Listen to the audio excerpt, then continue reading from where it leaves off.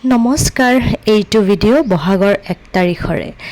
আমাৰ বোৰকাত এইবাৰ প্ৰথমবাৰৰ বাবে মুকলি বিহু পাতিছিল আৰু আমি আটাইয়ে মুকলি বিহু চাবলৈ গ'লোঁ। এয়া মোৰ দেওৰ, ভাই বোৱাৰী, মাহী, মা, মাইনা সকলো গৈছোঁ। এয়া চাওকচোন, ইমান ধুনীয়া বিহু হুঁচৰি গাই আছিলে।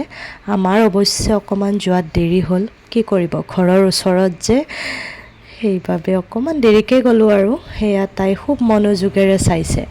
তাৰপিছত মুকলি বিহু চাই ঘৰলৈ আহিলোঁ। ভাত পানী খাই ৰাতি 10টাত আকৌ গ'লোঁ। তাই হেনো ফাংচন চাব যায়। তাৰপিছত ছিংগাৰৰ লগে লগে আমিও এনেই লিপচিং কৰিলোঁ আৰু। অৱশ্যে মেইন ফাংচন 2 বহাগত আছিল ৰাকেশ ৰিয়ানৰ, আৰু সেইদিনা লোকেল আৰ্টিষ্টখিনিয়ে গান গাই আছিল। আৰু এটা কথা কৈ দিওঁ, এইকেইদিন মানে ভিডিঅ' বহুত আছে কিন্তু এডিট কৰাৰ টাইম খুব কম, সেইবাবে দেৰিকৈ দি আছোঁ দেই, বেয়া নাপাব। আজিলৈ বিদায়।